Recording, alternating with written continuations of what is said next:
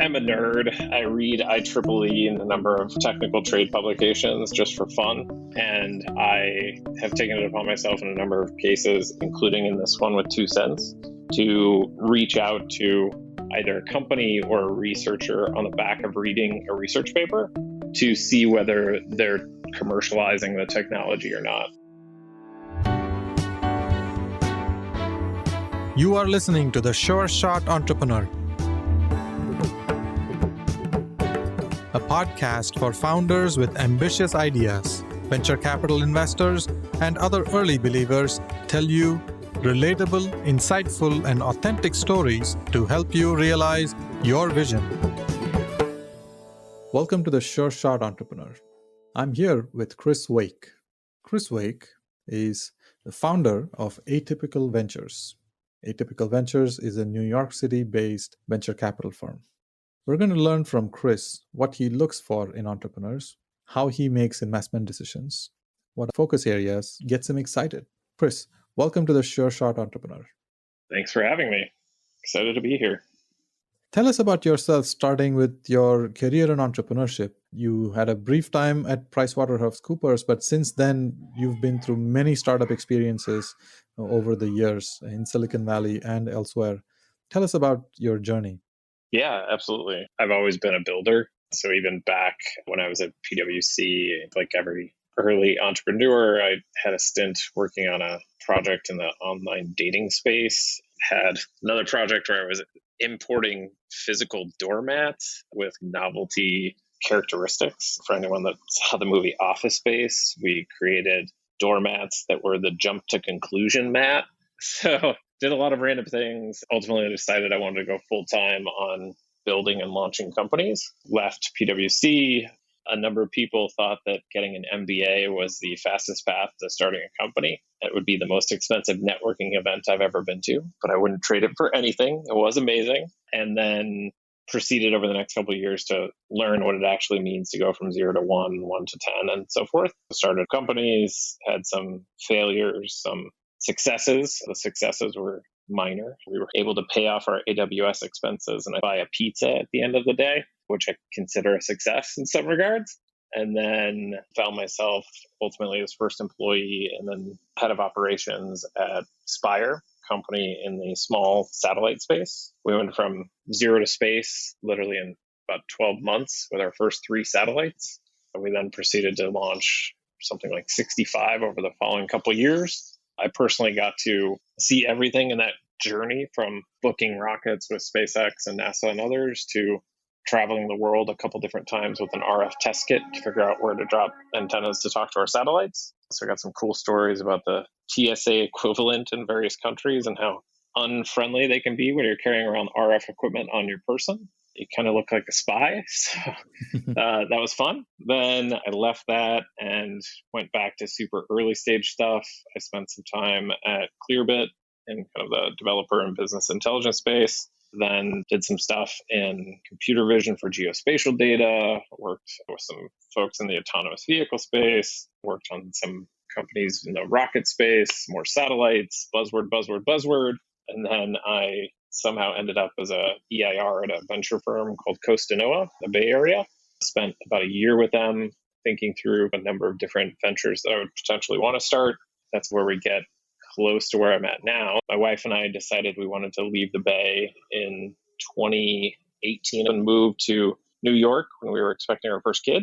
When we got out here, I found product market fit. It just happened to be on venture fund as opposed to a venture. That brings us to the time with Atypical.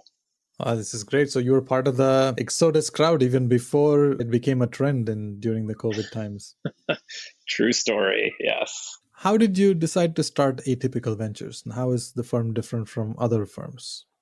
Sure. So it was kind of right time, right place, right experience. When I moved to New York, I tried to quickly get clued into just the startup ecosystem out here. Met with a number of founders, a number of investors at other funds, a number of angel investors, and just generally tried to network.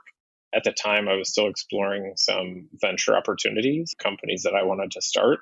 Through that process of getting connected with people, I quickly realized that there was an opportunity in the New York ecosystem to start the type of fund that I myself would want to work with, specifically one focused on really early technical founders trying to solve hard problems. What I found is just the kind of operator turned investor that we tend to think of quite often in the Bay Area is not quite as prevalent outside of the Bay. So being out here and having a lot of operational expertise, I started having all sorts of really early technical founders reaching out to me, not only looking for access to capital because I had come from the Bay and was connected to different investors out that way, but also access to advice. So they were going through the process of their 0 to 1 journey or their 1 to 10, or how do we scale and how do we hire and all of these different scenarios. They didn't really have the same level of operational resources that they could turn to on this coast.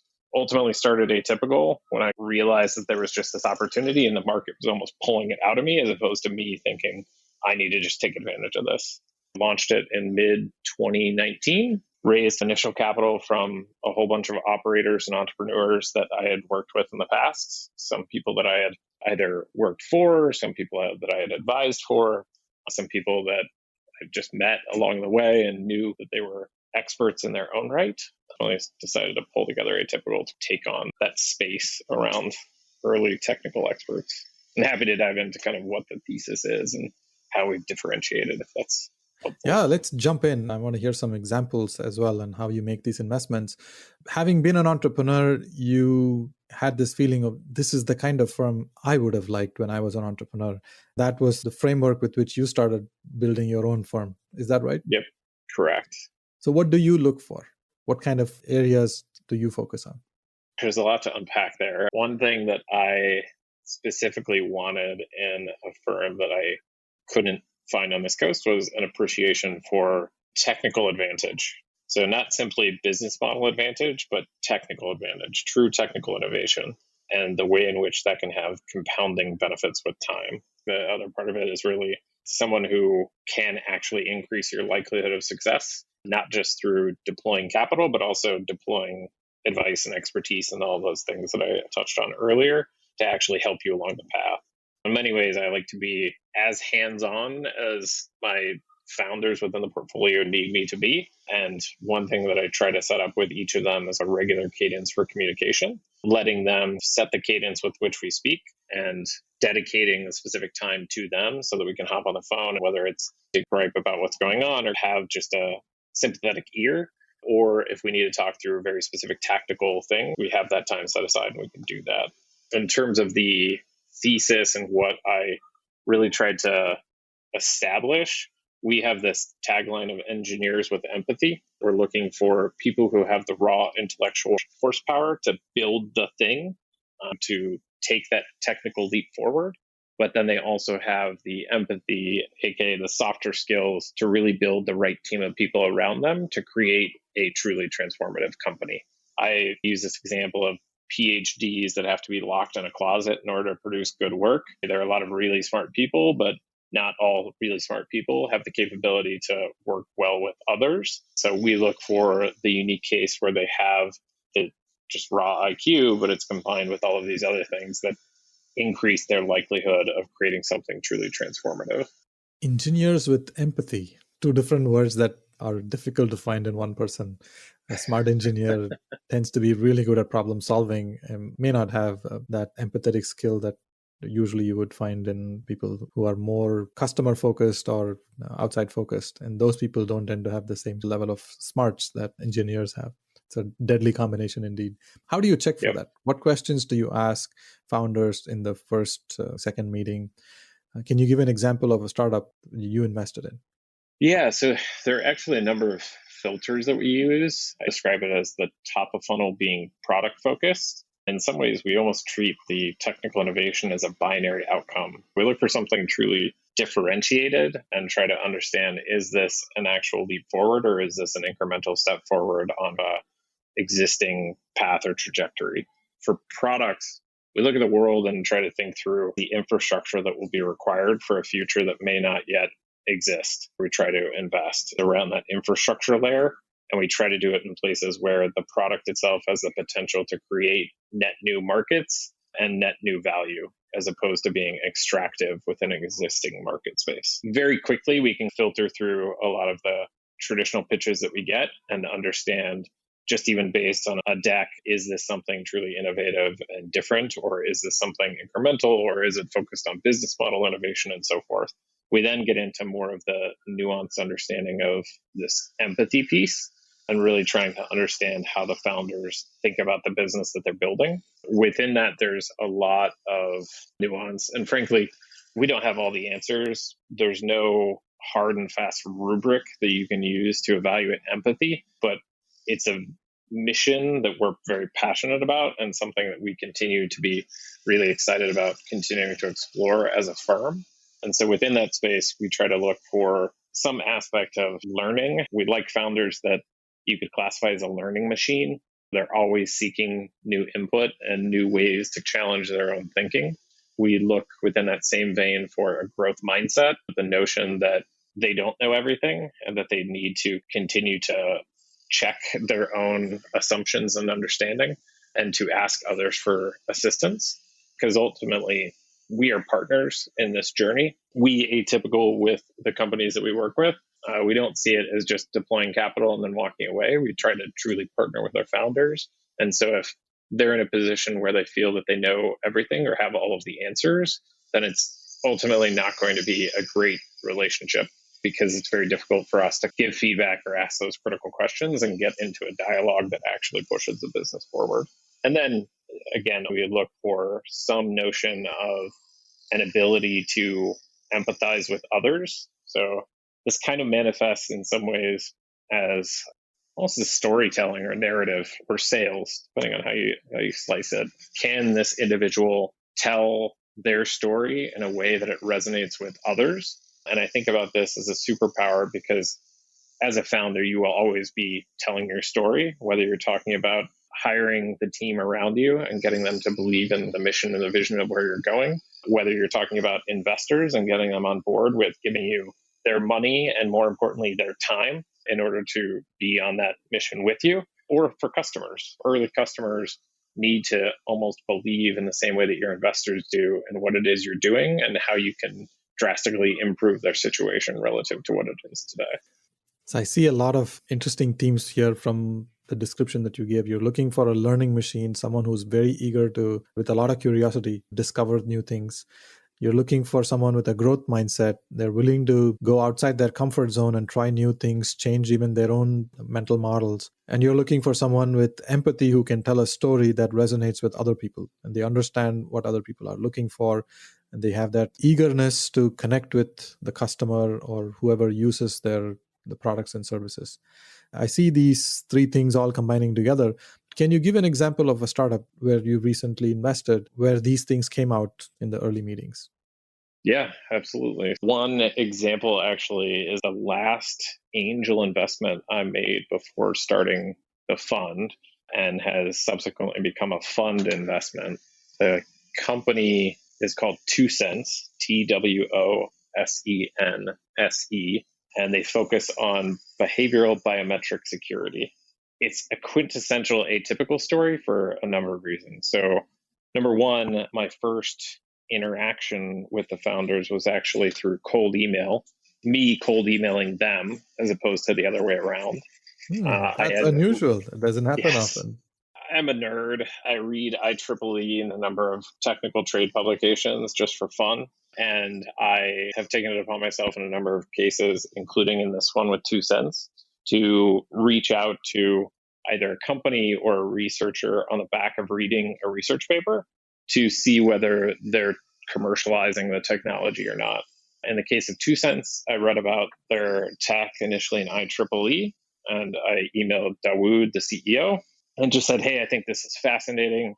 I have spent very little time in and around the security space, but I have spent some time delving into cybersecurity, and I have some experience within the construct of ML. I think we should talk.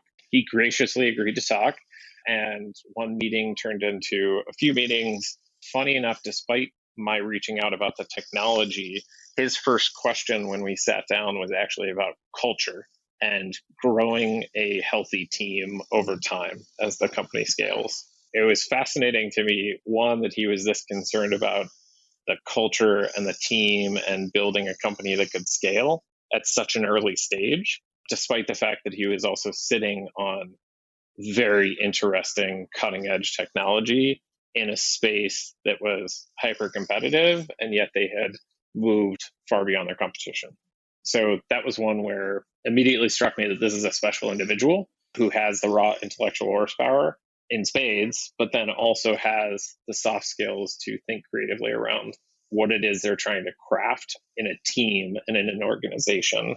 And when you combine those two things, you can get something truly special. Well, you dropped a lot of things that don't happen often. You read IEEE magazines for fun. I've never seen anyone do that. I've published a couple of papers on IEEE. I always wondered, who are these people who read this?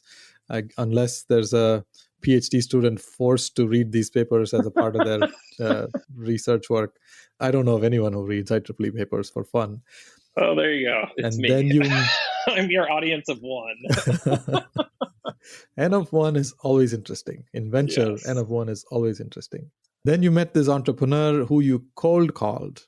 We've heard of entrepreneurs cold calling VCs, but here you have an example where you cold called the entrepreneur. That never happens. And then on top of that, you meet the brilliant, high intellectual IQ researcher who also happens to have this strong bend for culture and organization. That never happens. It's a deadly combination of all these three things coming together.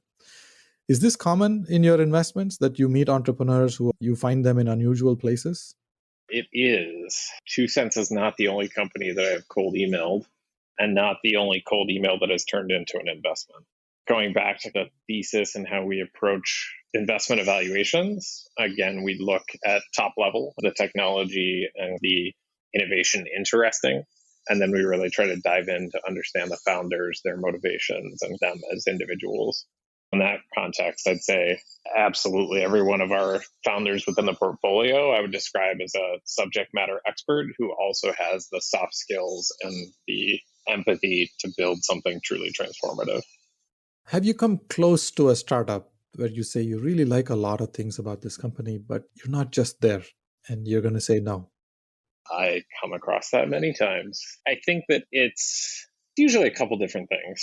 So I think on the product side, as we think about the problem that a company is trying to tackle, you can sit at different layers of abstraction in that problem space. If you think about a problem in the context of multiple layers, and you, with each subsequent layer, you may serve a different customer.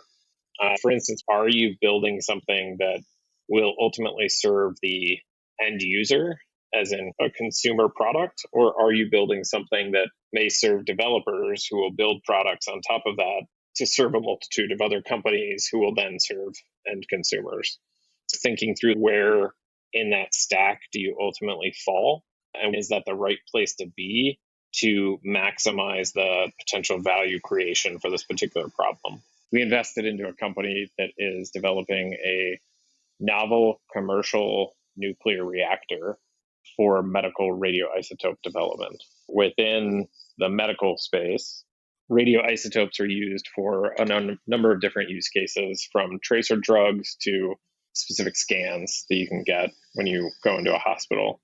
What is not commonly known is that the majority of medical radioisotopes actually come from 8 commercial reactors spread across the globe. All of the existing reactors are either government owned or government subsidized. None of those are resident within the United States. So it's a space that is dominated by a small number of players on aging infrastructure, and the supply is highly rate limited. We invested into a company that is trying to change that paradigm by creating the first commercial reactor to supply this space.